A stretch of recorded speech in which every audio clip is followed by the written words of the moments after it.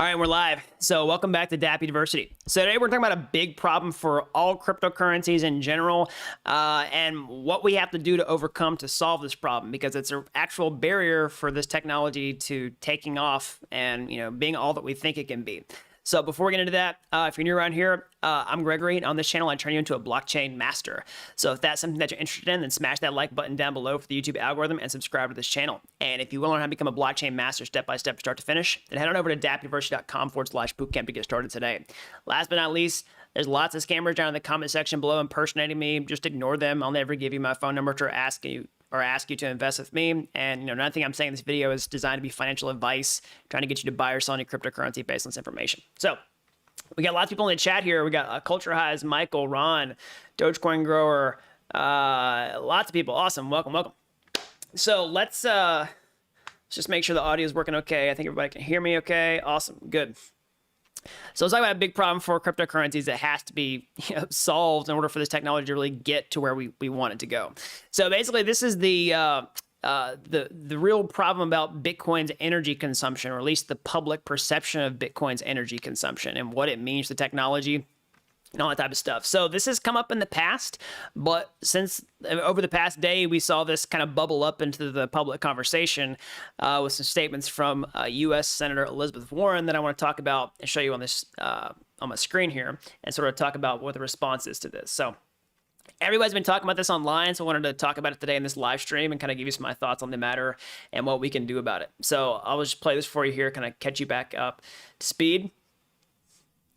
Let's see if I can actually try to position this to play back from my microphone here in 1 second.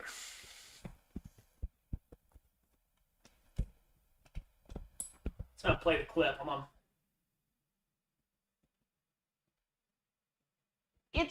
We've talked a lot today about the dangers that cryptocurrencies pose to our economy. We've talked about the ripoffs, the instability, the extent to which they're used to help criminals with cyber attacks, like the attack on Colonial Pipeline and JBS. But there's another piece too, the adverse environmental impacts of the computing activity used to mint many of these digital currencies in the first place. Bitcoin consumes more energy than entire countries, and it is projected to consume as much energy as all the data centers in the whole world this year. One Bitcoin transaction, a single purchase, sale, or transfer, uses the same amount of electricity as the typical US household uses in more than a month. So, yeah. So anyway, let me go ahead and pause it there. So there's a lot more to the clip than that. I won't play the whole thing because it's kind of long. But I think that's a pretty good gist of the complaints about Bitcoin. So let's just start off with this. So I'm not going to get crazy into the politics about all this type of stuff, and I'm not even going to weigh even too much on the validity of the environmental debate or not. But basically, what you can draw from this is, we already started this video off with things not just about the environmental debate. Bitcoin's used by criminals. It's, you just saw it in this pipeline hack that happened. Like, they're already just setting up to put Bitcoin in its crosshairs. The general feeling that I get from this is that you don't like it, and you're basically trying to get all these narratives in place, that will criticize it, that you can kind of lump together for your other sort of like convenient end, okay? And so let's talk about like the actual environmental impact of Bitcoin. Again, I don't have a ton of like super strong opinions on this because honestly, there's a lot more to it than meets the eye. If you want sort of an alternative perspective on, hey, maybe the Bitcoin energy thing is not everything that people say it is, you can check out this article here. I'll put it on here. This is from CoinDesk. This is from Nick Carter.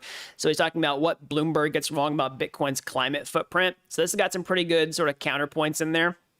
Okay, but the whole point here is that, they're going to try to use this narrative of Bitcoin not being environmentally friendly, whether it's actually true or not, to be a way to like FUD Bitcoin. And so why would you want to do this? Well, like I said, we saw just not just the environmental FUD, but also these other things like the criminal FUD. If you're right here, FUD stands for fear, uncertainty, and doubt. But basically, Bitcoin's used by criminals. We saw it in this pipeline hack. We see, now we have this environmental thing that we can kind of talk about. So this is a problem, right? And these are the things that Bitcoin has to overcome in all cryptocurrencies because they kind of get lumped into the same category. I mean, we've seen a lot of people say, oh, NFTs are bad because it takes all this energy to mint NFTs, just like it takes all this energy to mine a Bitcoin when NFTs were coming out. And so these are real things that the community has to address. So, one, it either has to basically debunk some of the misinformation about there, because there are a lot of statements in that video that I think people already start to question, is it true?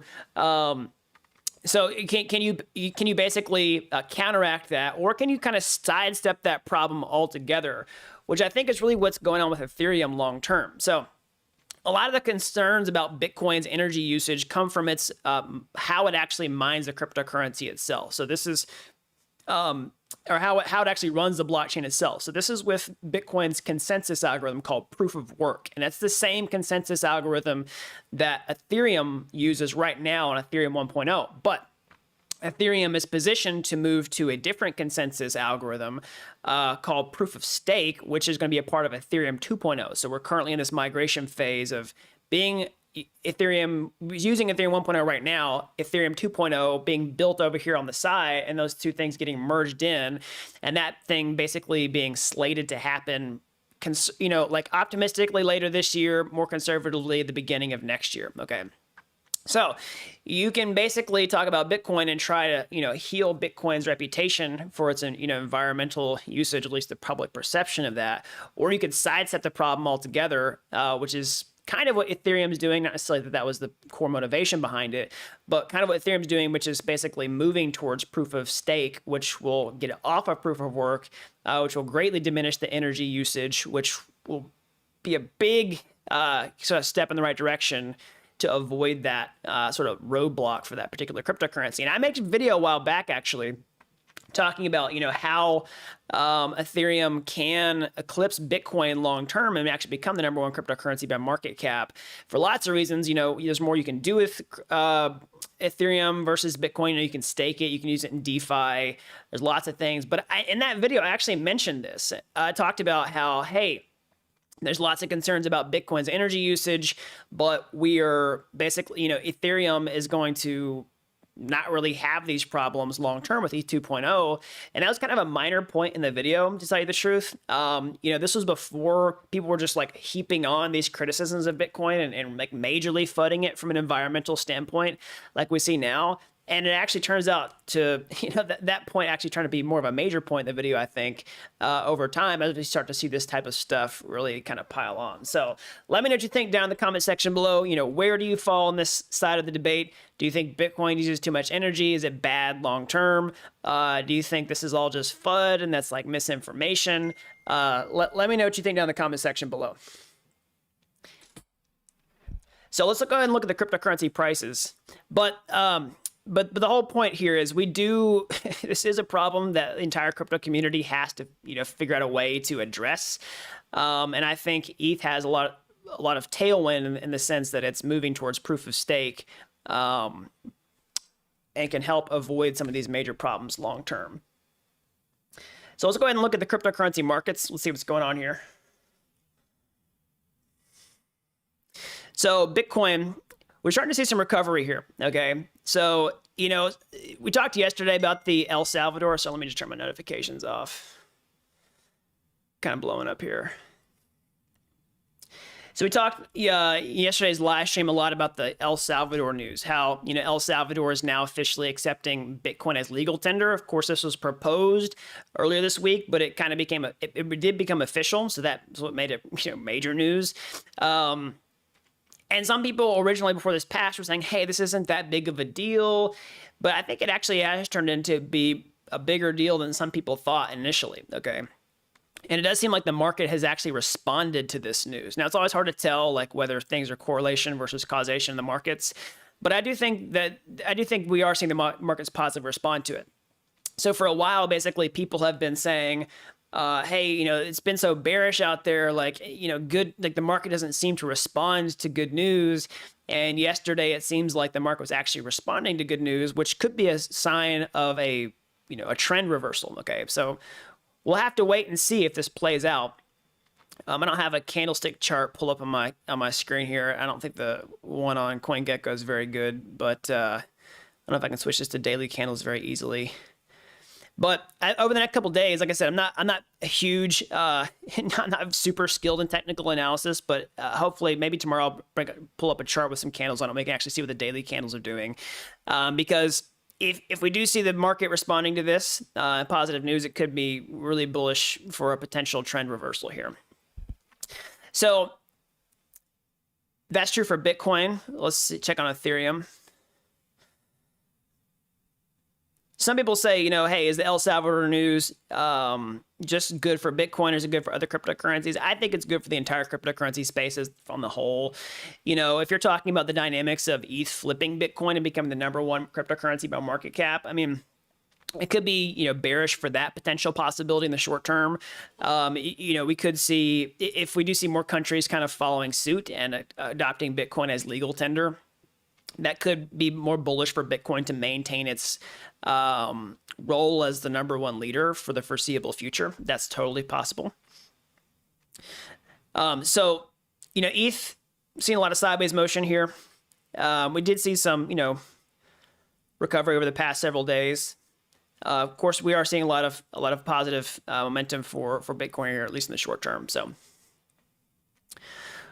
but I do think this will be bullish for the overall crypto markets if this does take legs or Bitcoin does kind of grow some legs here and trend higher. I think we'll see other parts of the crypto market positively respond as a result. So let me know what you think down in the comment section below or in the chat here. Is the El Salvador news enough to kind of signal a bottom for Bitcoin and see a trend reversal and make this bull market run higher? Let me know what you think in the comment section below. We have seen other things pop up about, institutions kind of still climbing into the space, them being slower to make decisions, being a much more favorable risk reward scenario now that Bitcoin's actually lost in value and has historical price levels that are roughly 2x from where they are now or were at the beginning of this week.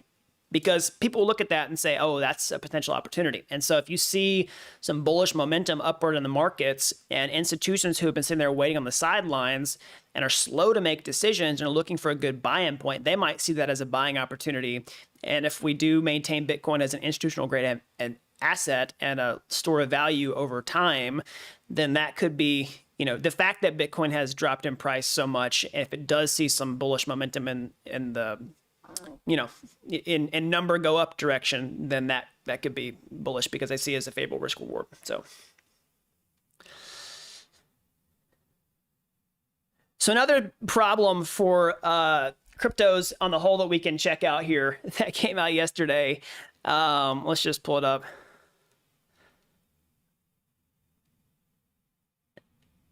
So this is CFTC commissioner criticizes DeFi, decries lack of intermediaries. Okay. So I guess this was not, I guess this was from yesterday. So it's reported yesterday about the previous day. But in the keynote address, the commissioner talked about decentralized finance. Basically, the speech was heavily focused on the importance of financial intermediaries that regulators can hold legally accountable for malfeasance. So this is a feature, not a bug in DeFi, basically, where you lack intermediaries. The whole point here is that you have decentralized protocols powered by smart contracts that are put on the blockchain that can't be tampered with, that basically can't be cracked down on by regulators. Now, there are roundabout ways that they can do that and they can prevent people from using them, all that type of stuff. But the whole idea is that once the apps are out there, you can't censor the apps, right? Like Uniswap, for example, once you put it out there, it's out there because it's on top of Ethereum. It's a credibly neutral, decentralized blockchain, and all the nodes in the entire network are borderless. Like they're distributed across different countries. Like no one country can just shut down the entire network. And once you put smart contracts out there that can't change, you can't just come in and have the developers turn it off. Now, assuming that your app doesn't have admin keys, all that type of stuff, right? But for a perfectly decentralized and a sufficiently decentralized application like that, you can't just turn it off. So that's a feature, not a bug in DeFi, but that's one of the biggest reasons they don't like it. So he says with DeFi, there are no intermediaries that regulators can charge with protecting investors. So this is all the for your protection, justification. He says he describes such systems as a Hobbesian marketplace and said of unregulated DeFi markets, he does not see how they are legal under the CEA. Okay, so you can see the actual words here. Intermediaries such as banks, exchanges, futures commission merchants, payment clearing facilities, and asset managers, such as many of you here at this conference, have developed over the past 200 or 300 years a modern banking and finance, or have developed modern banking and finance to provide critical infrastructure services to support the financial markets and the investing in the public. So he's basically saying hey, what we've built is great, and this is not as good. So for this reason, basically, because you can't say, hey, this is the person who, caused you harm when you use something that, blew up in your face, basically. So what do you think down in the comment section below? Is this bullish? Is this bearish? Are they basically acknowledging that this is something that has to be reckoned with, or is it bearish because we're going to see regulatory crackdown on DeFi? So one thing that I see talking about, people talking about DeFi, regulations being inevitable long term. But that does provide opportunity now, while we don't see as many regulations in this space. But one thing that I see people talking about is basically creating a new set of laws to govern DeFi that's different from traditional financial markets. So basically, we see lots of problems trying to take, regulations that exist in traditional finance and just slapping them on DeFi because they don't work the exact same way. There's something categorically different about DeFi and how it functions that deserves a different set of rules, so to speak. So that's something that I think could be a potential compromise down the road. I do think that regulations are going to be inevitable for DeFi as this continues to grow and take off, and as sovereign nations potentially see it as a threat to their existing systems, right? So we'll see what happens, but I think currently that's where I would fall on the side of things, is trying to think of new ways and the least amount of regulation possible. That's what I would say. Somebody says ETH should definitely be taking over BTC and be the crypto standard for a good period of time, but was gold standard for money environmentally friendly? Somebody says nations see regulations as a source of tax revenue. Yeah, totally. I mean, I think tax revenue is a big part of it. I mean, you see this all the time in the past. It's we had prohibition, and then prohibition was repealed, and, alcohol is incredibly taxed, you know what I mean, depending on where you live.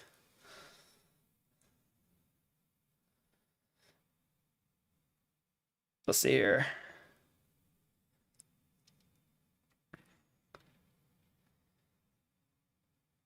Somebody said regulations are inevitable. Yeah, I do think regulations are inevitable long term. The question is how long it'll work.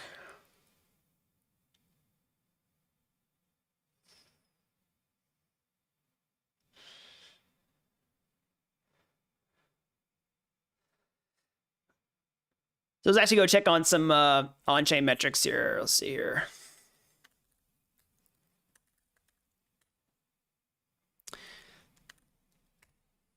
We can check on what's going on with Bitcoin here. So I'm actually curious to see where we are in terms of Nupal. So this net unrealized profit loss. Again, we haven't been checking this as much on the live streams because we've clearly been away from euphoric territory. We've kind of gotten down into this yellow area, which is optimism and anxiety. And what I'm now looking for is to see, are we going to go back up into the green? Because if we go back up into the green, I do think that will be somewhat of a bullish indicator. Now, we'll need see some sort of trend reversal in order for that to happen. But it is possible, if we're starting to see the price kind of turn around. You know, the El Salvador stuff being kind of some potentially bullish catalysts, or at least a sign that there is that there are bulls out there, because when the market's responding positively to that type of news, or at least it looks like it is, that could be a good sign overall. Whether that's the thing that saved it, or it's just the fact that it's responding to positive news. So that being said, are we going to get back up in this green territory here? That's what I'm starting to look out for next. We can also see what's going on with the Ethereum network. Let's see here.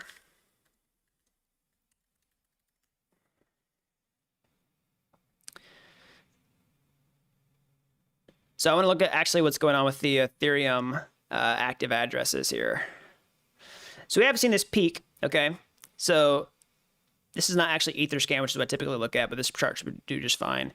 So we did see the Ethereum active addresses peak kind of at the top of our local top that we've seen of the bull market here. But we're still firmly where we were in Q1. All right. And so some of this you have to understand, like the number of Ethereum active addresses, some of this can be highly influenced just by like the price appreciation of Ether that attracts more people to use the network, all that type of stuff. And sometimes this isn't necessarily people like using the network more than just buying the cryptocurrency and withdrawing it to an external wallet or something like that. So that can influence these numbers here, but we're still doing pretty well. Now, gas prices have definitely gone down. There's lots of factors there. There's flash bots, there's side chains, there's, you know, people just using the network less. But it's, let's just see here. We can check on gas prices. Yeah, so gas prices are very low. So yeah, some of this will be lack of network congestion in general. It'll be people offloading transactions to side chains. I mean, Polygon has exploded quite a bit, and people started to use Binance Smart Chain for some things. We're seeing flash bots take into effect, and then also just general usage has just dropped in general by a small percentage. But that's to be expected whenever you see a big blow up in the crypto bubble like that we've seen over the past month or so. Somebody says I'm down 200K in crypto over the last couple of months. Dang.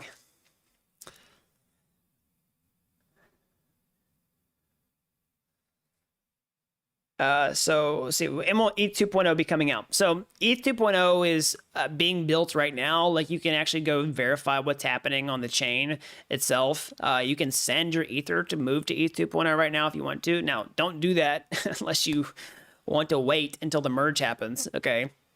But the whole point I'm saying is ETH 2.0 in one sense is here, okay? Now, it's not fully live where we can just start using ETH 2.0 and start transacting on it. That will happen later. But it is here. So the question probably behind that is when will it arrive in its full form? Not in 2021, I'll put it that way. So the merge will be the next phase of things, and then we'll have sharding after that. So the merge optimistically would happen in 2021, but more realistically, probably early 2022. But then even then, ETH 2.0 isn't still fully live. But sometimes the question behind this is, when will ETH be faster than it is now? When will it be cheaper? Well, a lot of that can actually be, a lot of those benefits can be realized with layer 2 scaling solutions, which are basically here. We're just kind of rolling them out to be fully available to the public. So we have roll-up technology. So optimistic roll-ups is one of the predominant scaling methods for early usage. We do have Arbitrum, which is live in whitelisted mode only right now. We have Optimism. I haven't actually checked on what the latest updates of Optimism are, but these are two front runners in the space. And I still maintain my position that we'll see wide layer 2 adoption in 2021. We're on track for that type of thing. So we'll have to just kind of wait and see what the timeline is on that. Everything kind of takes a little bit longer than you expect. That's classic with engineering problems. They're notoriously hard to estimate. And when you're talking about scaling something like a public blockchain, it's infinitely more complex than just building like an app. So to answer your question, in 2021 is my prediction, Ethereum will be a lot faster and cheaper to use because of these scaling solutions, without ETH 2.0 fully being rolled out and using it all the time.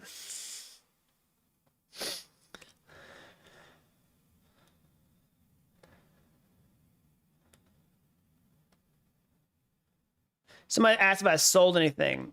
So I have not sold any cryptocurrency in the last year. Not like in any real amount. I think I may have spent a little bit of cryptocurrency, but a really small amount. I haven't like sold anything for profit or loss.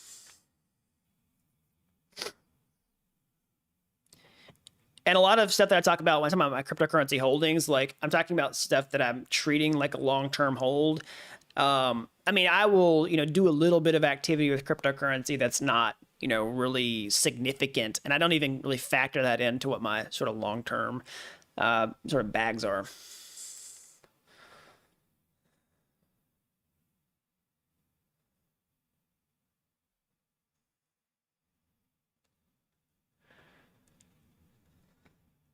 So let's see here.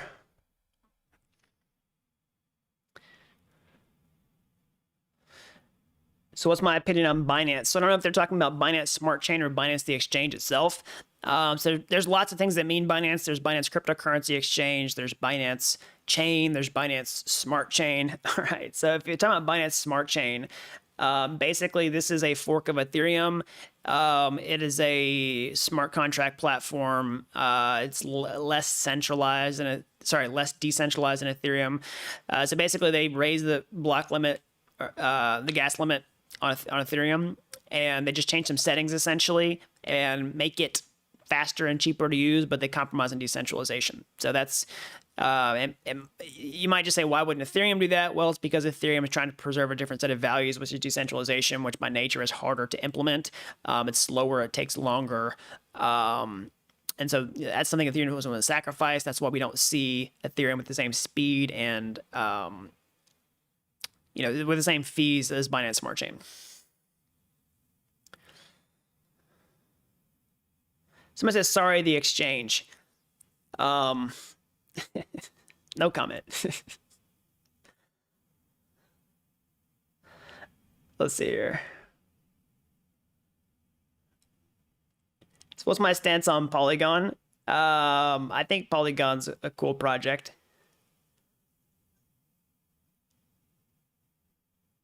So what do I think will happen to sidechains like Matic when ETH 2.0 comes out? So that's kind of what somebody else is asking with Polygon. Yeah, I don't know. We'll have to wait and see. I don't think like, yeah, I don't know. I really don't know.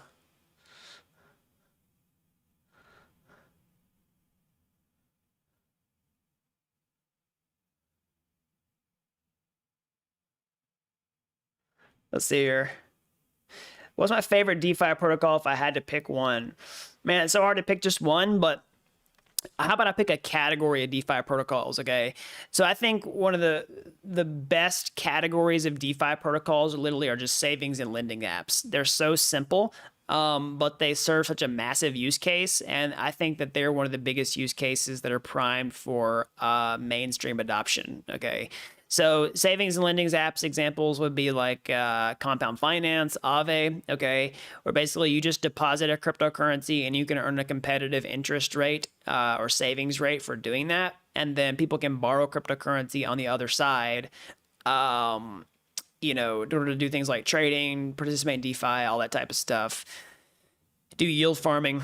You can also do yield farming just by depositing. And I think it's one of the killer use cases for blockchain technology because it's one that normal people can understand. They can see the benefit of using blockchain that they can't get somewhere else, like a high savings rate, okay?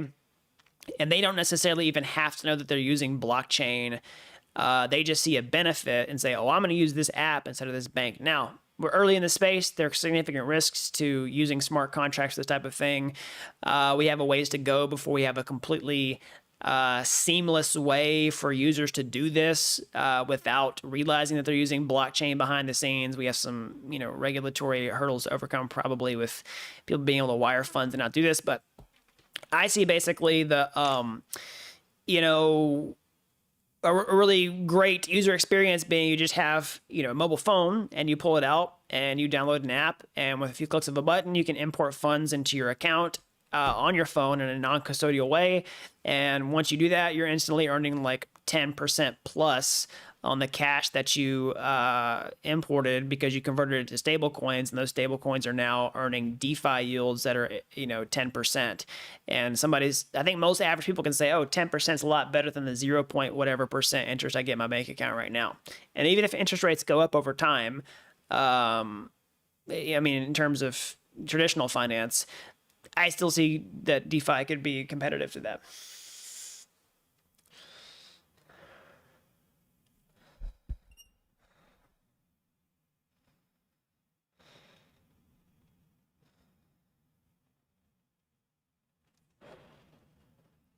So let's see here.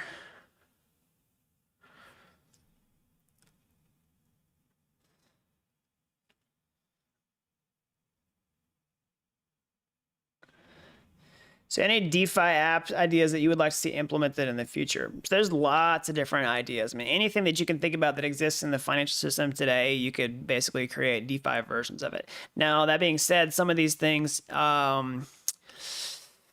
so sometimes regulations are the biggest barriers to this. You know what I mean? So if like you want to actually tokenize securities, well, regulation is the barrier, not the technology. So there's lots of use cases that we could come up with. Same thing for like real estate. There's lots of cool stuff you can do with real estate that honestly, a lot of the barrier to entry is just regulation, not the technology. So let's see here.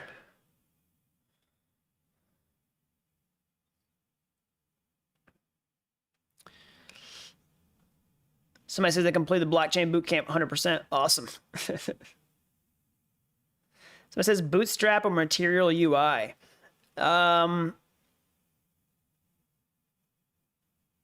It's a personal preference. I like Bootstrap better.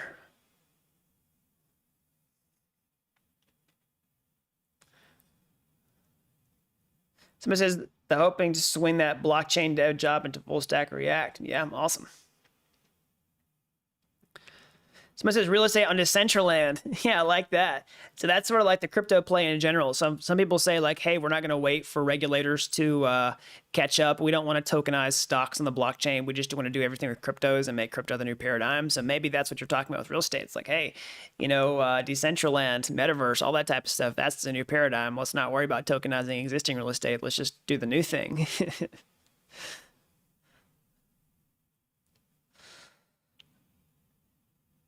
All right, everybody. That's all I got for today. As always, smash that like button down below for the YouTube algorithm. Subscribe to this channel if you haven't already. That really helps these videos out so the more people can learn about blockchain. If you're as fascinated with this technology as I am, you want to get your hands dirty, how can you get started today?